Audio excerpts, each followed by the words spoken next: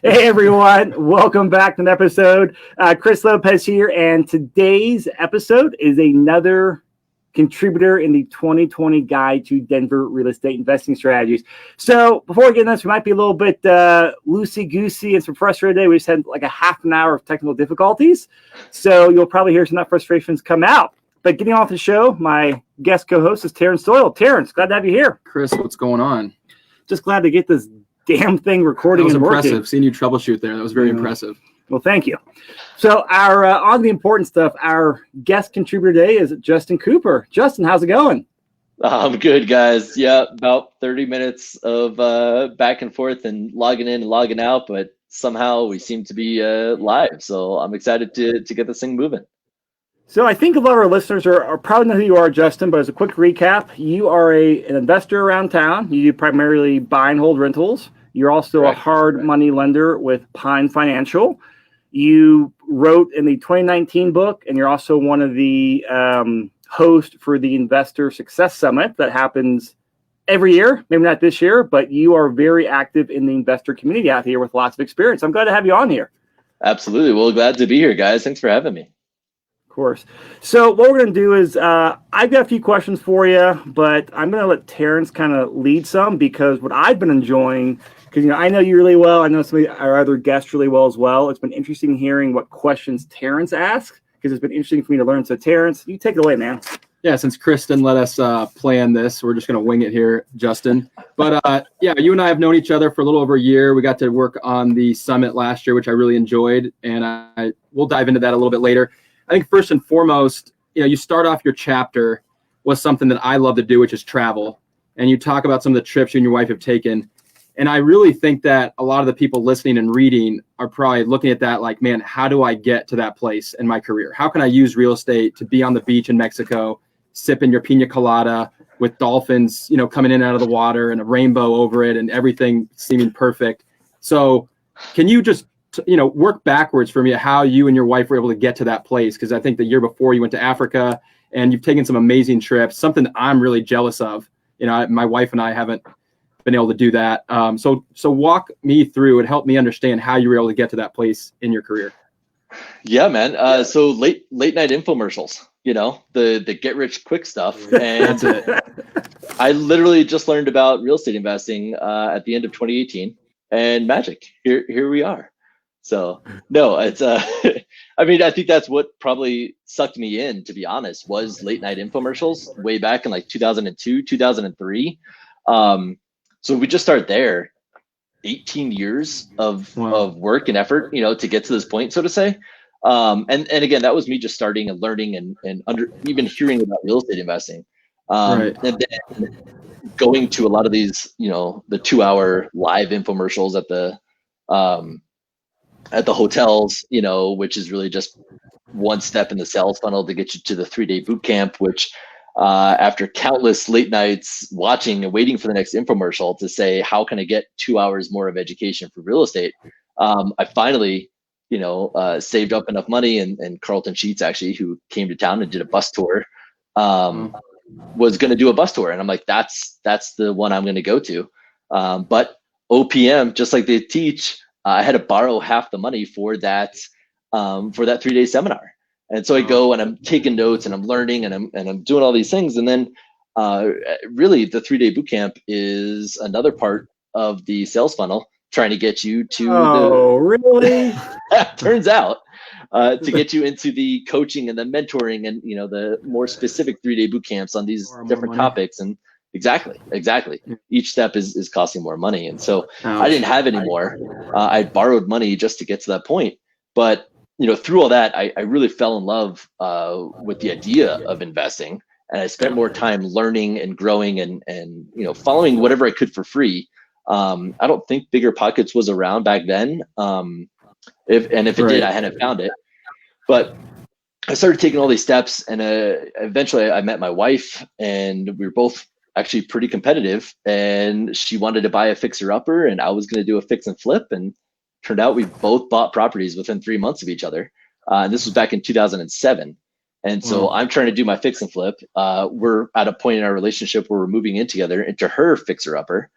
And, that was really What's that? Sounds romantic.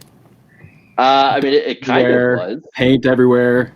It was And all over her house. Yeah. All over her house, right? Not my house. Yeah. I was, Oh, smart. young Yeah, and good in move. love. And yeah, so we worked on her house, not on my house. So that was one of the 800 ways I eventually lost money on my first fix and flip was I was distracted. It wasn't a priority for me, or at least not as much as it should have been. But, that really secured my belief in real estate investing back in 2007 and 2008. Even though I lost money on that first flip, turning the house around, watching the improvements, seeing somebody be happy with my product and wanting to buy it and live in it, managing the process, all these things was like, I could see the potential. I was able to step a little back and say, this is why I lost money. It wasn't just the market. Probably wasn't really the market at all, although the market was a factor. Turns out I didn't learn enough from those gurus in the boot camps. But that really locked me into wanting to pursue real estate investing. And I still had a full-time job and all these other things, but that set me on that path. And so I just continued taking the steps and, followed different gurus and mentors and different things. And I came up with this big vision and this why. And every day just kept taking steps, even though I was pretty gun shy. I'd lost money. This was going to be, the path for me. And so just slowly taking more steps, learning more, practicing more, going and seeing more properties, making more offers, putting together more, scopes of works and repair budgets, and just putting in the time and effort. And then, to be honest, I think the law of attraction played a big part in it, because part of what I wanted to do was become a hard money lender. And when I was a hard money lender, I wanted to take my clients under my wing and kind of help them and educate them and help them come up as newer investors. And I kind of penciled it out. I did some reverse engineering. How much money would I need to be a lender? How much time will it take for me to build up that amount of money to do that? And so I figured, okay, by the time I'm probably 60, I'll be able to do that.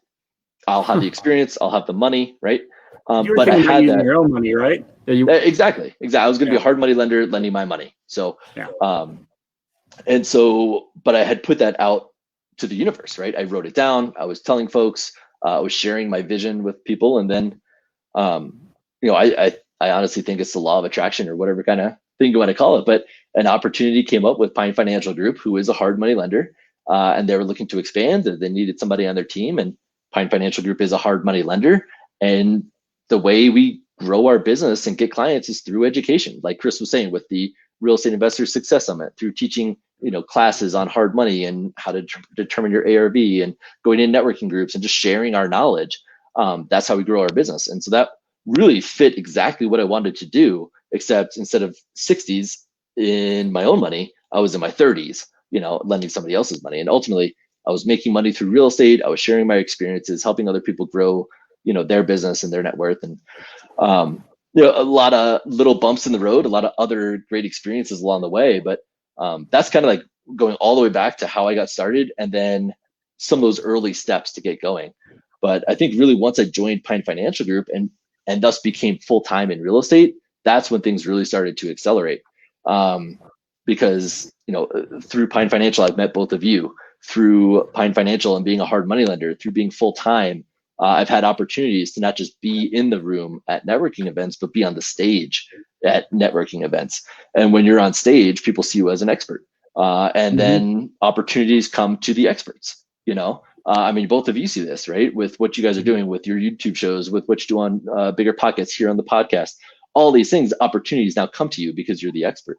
And so because of that, I was surrounded with the right people to help me make sure I did my investing correctly. And then more deals were coming to me. And so things just started accelerating from there. And so it was a slow, hard knock kind of path at the beginning. And it wasn't any kind of overnight success, but by taking, smart steps, my wife's career has grown tremendously. She makes some good money and has a lot of time off.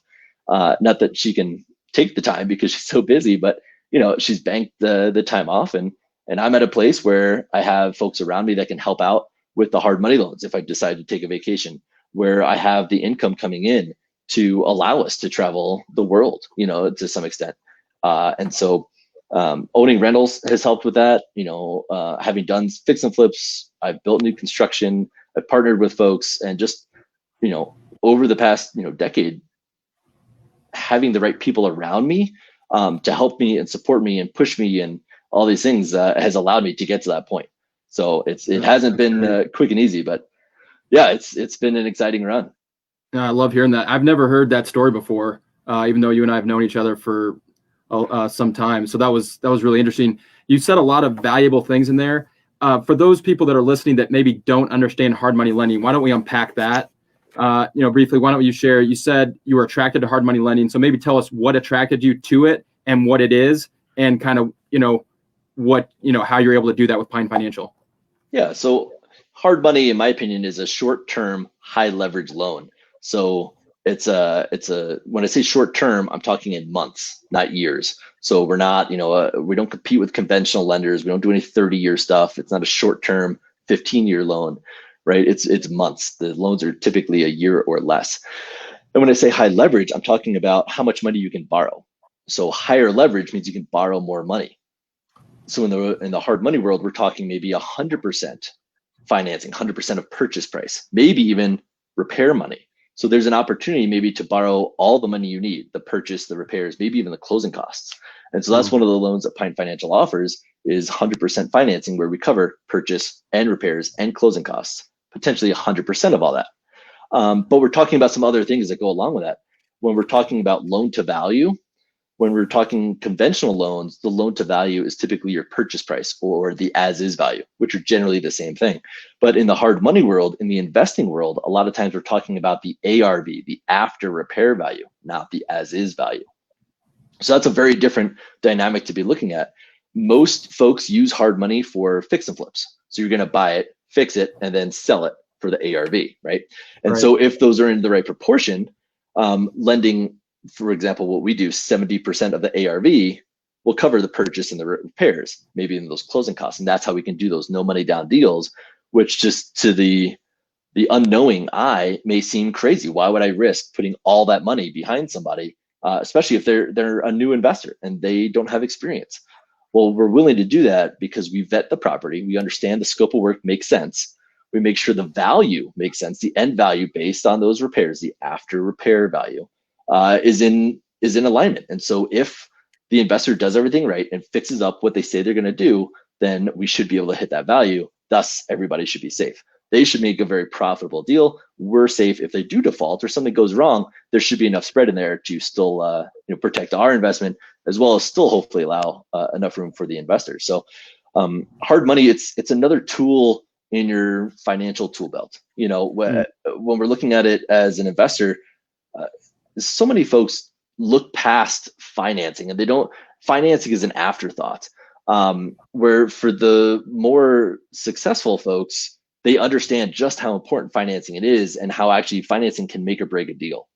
And so the more tools you have in that financial tool belt, the more options you have, the more ways to make a deal be good, as opposed to I have to do this, I can only do that. And thus the deal has to fit in this little box over here. Whereas if you have more options, one property, you can look at it from several different angles. Yeah, it's really good. Yeah, I think you nailed it. The more you're in real estate and you understand financing, different assets, different opportunities require different financing options. And then you're able to pull the proper tool for that particular property or opportunity to create the maximum result and value at the end. So I think you really nailed it. You talk a lot about your why in your chapter, and I really, I always, whenever people say that, I'm really interested in how you were able to learn that and what your kind of punchline is for people listening of how they can kind of go and figure out their why, because I think it's important to understand, the motivation behind doing anything. So you want to get into real estate. Okay, great. Let's talk about what your motivation is and what the why is behind it. And then let's put together a plan. So talk a little bit about, kind of how you came to that and how you have realized that and how you've been able to apply that to your own life. So the way I approach it, exactly what you just did. You started off by saying, well, why do you want to be in real estate? And so someone may say, I want to quit my job. And then you can throw it back to them and repeat their answer, but say why. Why do you want Right. to quit your job? Oh, well, my boss sucks and I work long hours and I never see my family. Okay, well, why does your boss suck in your job, and why are you working long hours, and why do you want to spend time with your family? Well, because I didn't have that growing up and I want to be that father for my kids. Okay, well, why did you not have that growing up? Why do you want to, right? And so each time we're digging deeper, we're getting more into the real reason, because you just want to quit your job. If you just stop at that question, for some folks that can be a big enough motivator, but really deep down they know that there's a bigger, deeper reason behind it. But if you just stop at that level, all of a sudden the next month when your mortgage payment is due, when rent is due, every Monday when you go grocery shopping or whatever it is, and you have to whip out that credit card, or you realize there's not enough on the debit card or whatever it is, that's where the pain really is. And that's the bigger motivation. But not necessarily to quit your job, to keep your job. I need to keep this income. I need to keep my steady, reliable paycheck every week, every month. And so it's just quitting my job isn't necessarily strong enough to do and put in all the work and effort that real estate investors have to put in. So you got to dig deeper.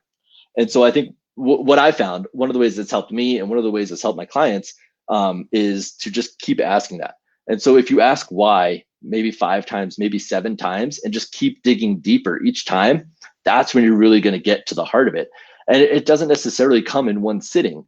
If you're in the right state of mind, the right mindset, maybe you can dig deeper all in one setting, but sometimes you have to ask it and walk away and think and ponder. And some folks journal on these things, and it takes some time. It's not necessarily something you can do right away, but sometimes it is. But just keep thinking and dwelling on it, and spending the time with yourself to dig deeper.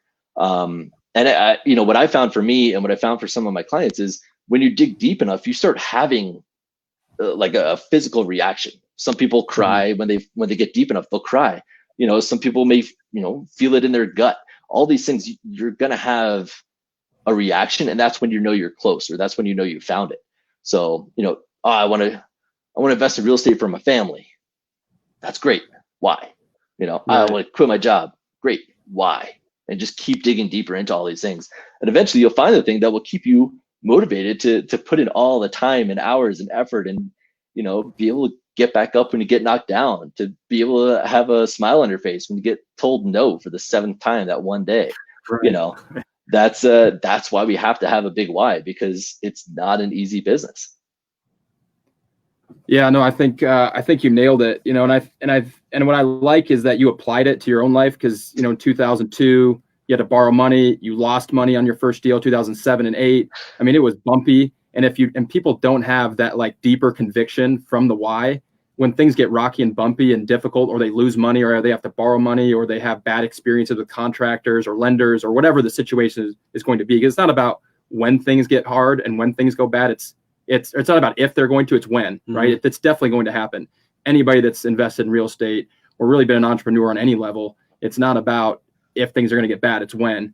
And you have to have that deeper sense of conviction and purpose in order to overcome that and keep going.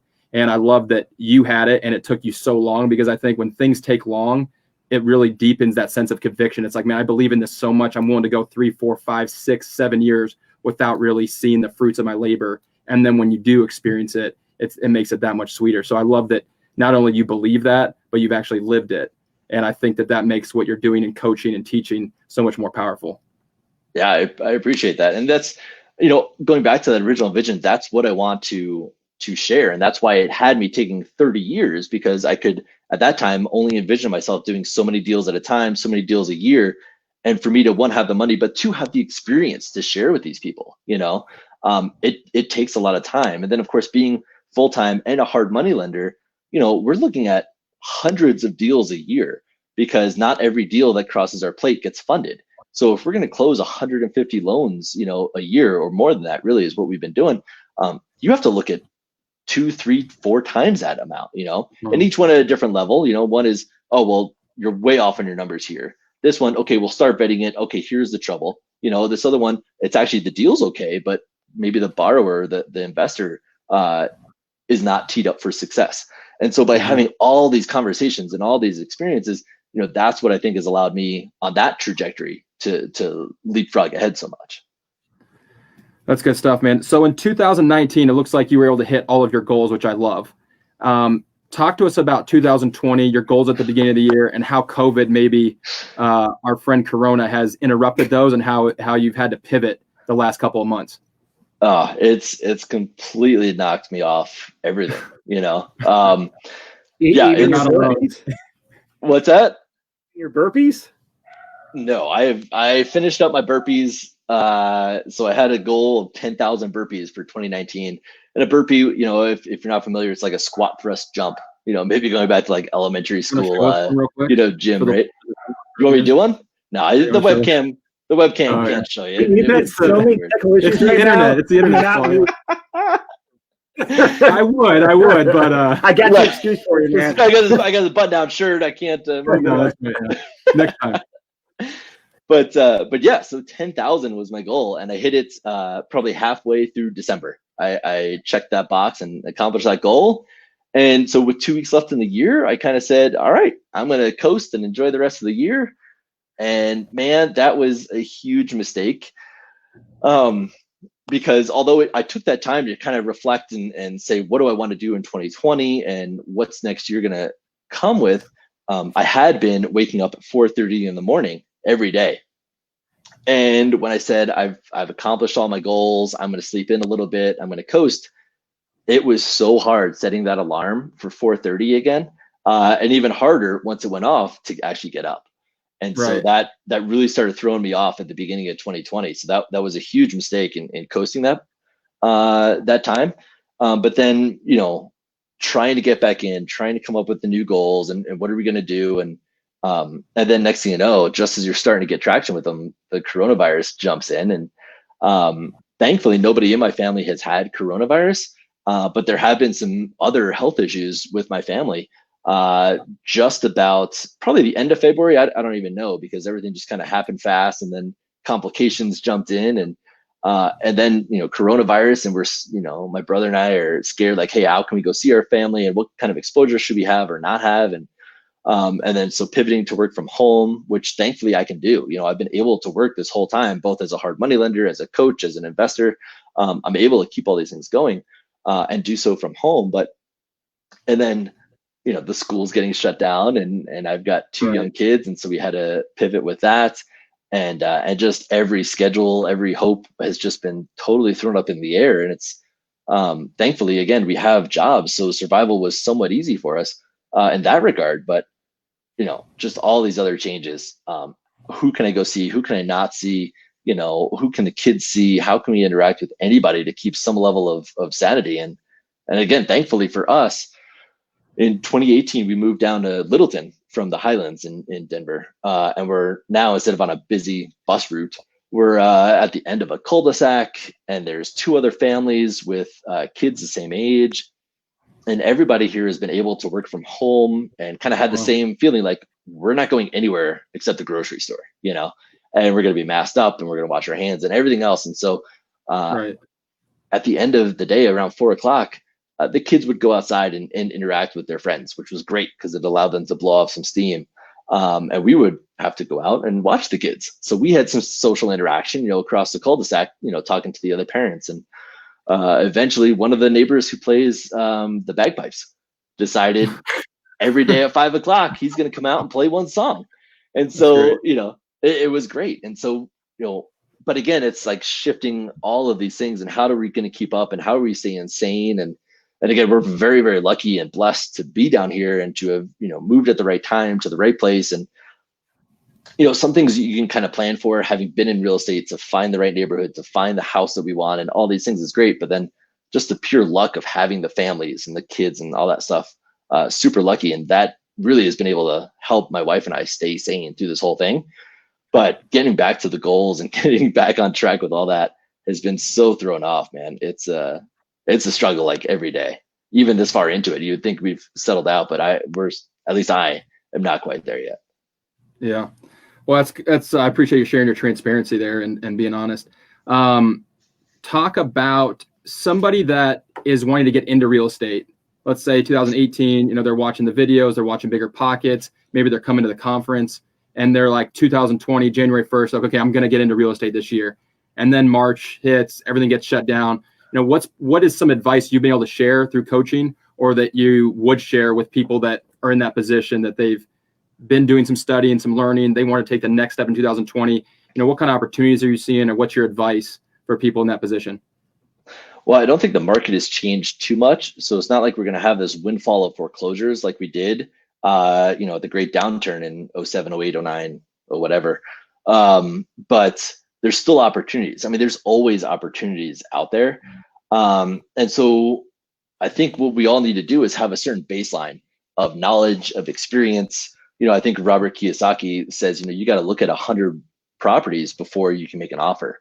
And, that number is a nice round number, but to a certain extent, that's true. You got to put in the reps, because how do you know what property is going to fit what you're looking for? If you're looking for a fix and flip, what property is, what am I comfortable with when I walk into a property? Turns out I'm allergic to cat pee, and so I can't do anything, where there was that in the house. What if I see cracked foundation and I see $50,000 repair budgets, and that scares me away and that's too much? What if, meth is something that we deal with as investors and we don't want that, or fire damage, or I'm just starting out, so I have to start with a light cosmetic deal. 20,000 or less is what I'm willing to do, or something like that. But the only way we really get a feeling for that is by seeing a bunch of properties and walking in and be like, oh no, I'm not going to touch this one. Oh, I think I could handle this one. And then not just having that quick conversation with herself, but putting the time in, put together a scope of work, price it out, understand the moving parts. And whether that's, going to Home Depot and saying, what does a toilet cost? And what are all these other things that, I need to put a toilet in so I can get a real cost. Whether it's meeting with contractors, meeting with home inspectors, so much of what we do as investors, whether we're just buying, turnkey rental property, something I can buy and tenants already in place and I don't have to try anything, I still have to understand how to value real estate. And so putting in the time and if I look at a property on January 2nd, because that's my goal, and I'm going to look at a property and this one looks like a good fix and flip, and I think I would have done 20,000 of work, maybe I don't make the offer yet. Maybe I'm not ready, but I'm going to track that property and say somebody else did buy it. I'm going to try it with the internet, right? We have amazing resources. So Zillow, Redfin, all these other sites to see what did this person do. I'm going to follow this. I'm going to, flag it, love it, like it, whatever you got to do. And you get alerts on this property. And so when that other investor turns this property, you can see, what does it look like? Was I going to put in the same cabinets, the same countertops? Was I going to paint the same stuff? What does that look like? Would I have done the same repairs? And then what are they selling it for? Would I have sold it for the same price and approached it in the same fashion? How long did I think I was going to take to turn the property? 20,000 of work and 30 days. Well, the property looks exactly the same, but they took 4 months. Well, why? What did I miss maybe? Or was I hoping, too optimistic on my time frame? And so understanding all these moving parts and tracking properties and understanding what the finished product looks like, that's how we're going to get good and get better at valuing property, at putting together our scopes of work. It's a little bit harder to actually go see properties, but you should still absolutely do everything you can to go see properties. Wear a mask, bring your own hand sanitizer, whatever you got to do, but getting into these properties, doing all your diligence, tracking them to see what actually happens. You got to just put in the reps. That's what I tell people. You got to put in the reps, because you can make your first offer, be the winning bidder, get that first property and have it be a success. But sometimes when you hit a home run on that first deal, it's almost detrimental, because then people get a big head. Like, I can't fail. I'm God's gift to real estate investing. And then the next one comes and, turns out I wasn't, and that's almost a harder lesson to learn than get knocked around a little bit on your first one. But yeah, I mean, my advice, the market's still going to keep going. People are still going to need to sell, maybe a little bit more these days, but get a good baseline and get in those reps, looking at the properties, practice your due diligence, and just do it over and over and over again. I really like that. That's some really good feedback. I've actually never heard anyone talk about, even if you're not going to buy it and you're not ready, tracking the property, maybe going by to see the guy that does buy it and asking him, hey, I had this budget at 20, what did you end up spending, and then seeing what your ARV was versus what it actually sells for. I think that's excellent advice. If you don't have the money and you're just getting started, doing that 10 times throughout the course of the year, I think you position yourself for your first property when you are ready to pull the trigger for that being a huge success. So that's great advise.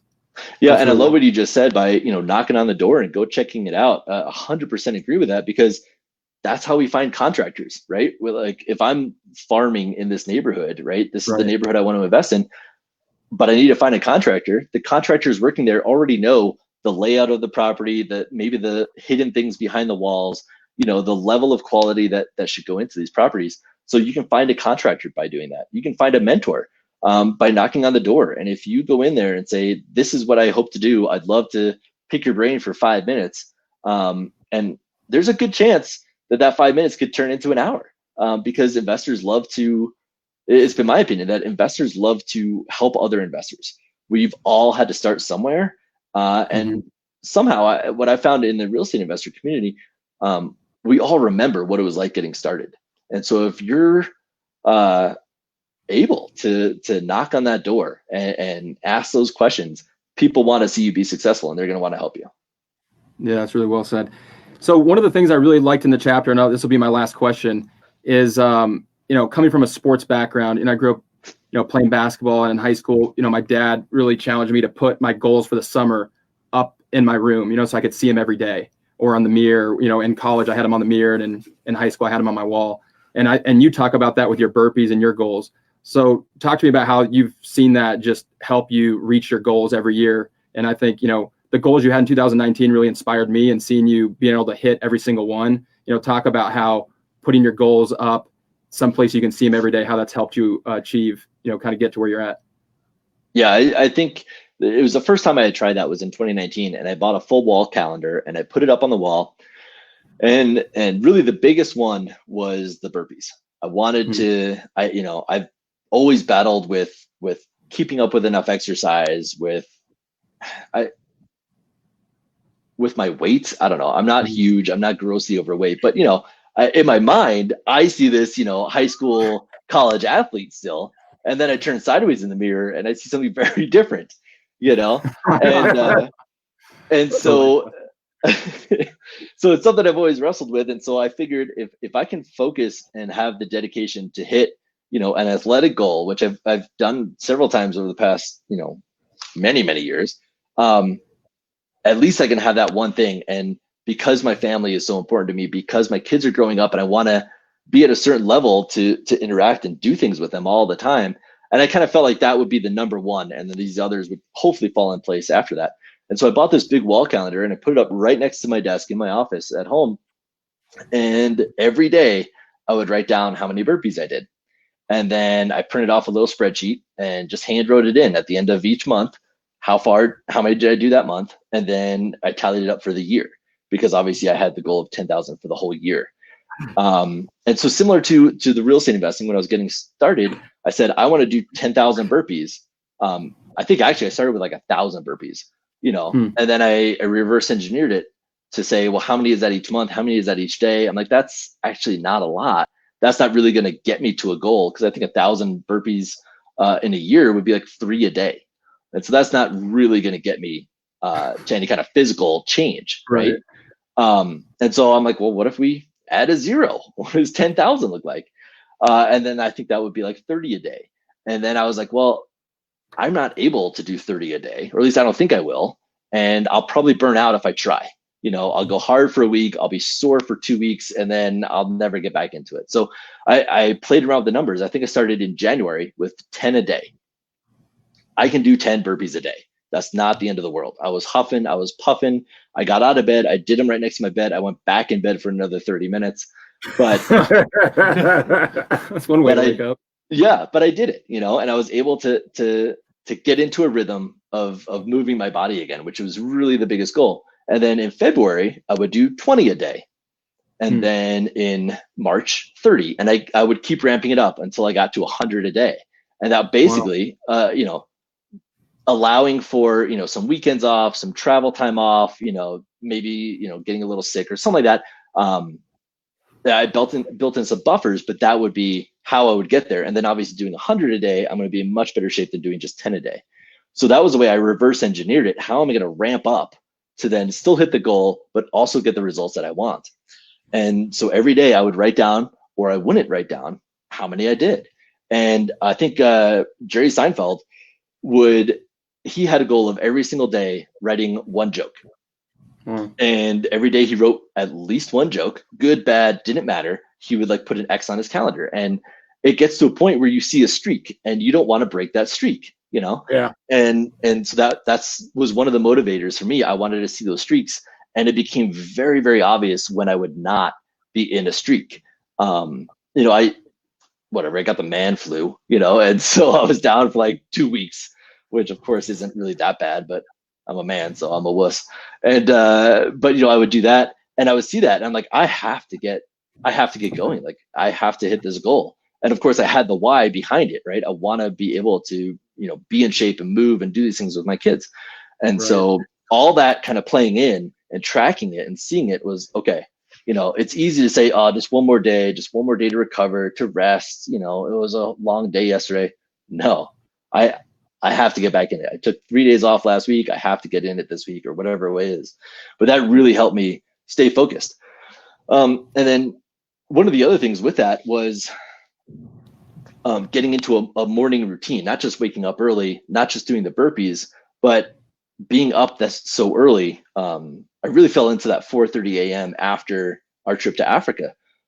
Being in Africa for almost 3 weeks, is 8 hours away, you know, and then flying home, you get the jet lag. You know, you're on this time difference. After 3 weeks, you're pretty settled into that time zone. And so I was waking up at 4:30. Just there was no going back to sleep, tossing and turning. I tried it for a couple of days, and finally I just embraced it. Like, I got to do my burpees. I may as well just get up and do it. And so I had all this extra time in the morning. So, well, what else can I do? Nobody else was awake. The world was still asleep. So it's my time, and what can I do for me? And so I leaned into to personal development. I had read and had worked through a book called The Miracle Morning, Hal Elrod and his savers. Basically, it's take 5 minutes to however long in the morning, and focus on yourself. And so his savers, I can't remember exactly what it is, but it's journaling, it's going over your vision, it's exercising, it's reading, it's all these different things. And I kind of embraced that. I said, I've got the time, let's do that. And so I actually tried out several different journals. And I found one that I like. It's by Best Self is the name of the company. And there's a spot for gratitude. What are you grateful for? I can do that. I can plan out my day. What are my goals? I can rewrite the 3 big goals, which of course burpees was one of them. Every day, getting my coaching clients, helping hard money clients. And every day I was writing these, not just reading them, not just seeing them on the wall. I was writing these goals out, and a few other things in the journal. And so I think that also helped add to it. Every single day, I'm looking at these goals, I'm writing out these goals, and it's just ingraining in me. What am I going to do to hit these goals? Every single day, it's top of mind. And so I think having those few things, right? I keep looking at the wall because that's where that wall calendar was. Having the wall calendar, having the journal, writing these things out, and then having the me time to actually focus on these things, I think is what really got me to that point. Yeah, I love it. That's really good stuff, man. Yeah. So Justin, this has been great. I know you do a lot of hard money lending. You do some coaching as well. What's the best way for people to get a hold of you to talk about either one or both? Probably set a call. I mean, if you want to have a conversation, we're probably going to spend a couple minutes together. So go to callwithcoop.com and you can book a time and we'll be 100% focused. We'll jump on a Zoom call. So if you want to do a video and we can be face to face like this, awesome. If you want to, be anonymous to a certain extent and not be on video, that's fine. We can do that. But let's book a time and we can be really intentional with that. So just callwithcoop.com. That's probably one of the best ways to, if you actually want to chat with me and get on the phone, that's probably the best way to do it. That's a good domain. I like that. Awesome. Well, Cooper, I appreciate you taking time out of your day, man. It was good catching up. Yeah, same here. Appreciate it, guys. It was great to see and chat with you guys. Yeah. All right. We'll see all you guys on next podcast. If you want to get in touch with Justin, read his chapter in the book or go to callwithcoop.com. Thanks everyone. Justin. Thanks, guys.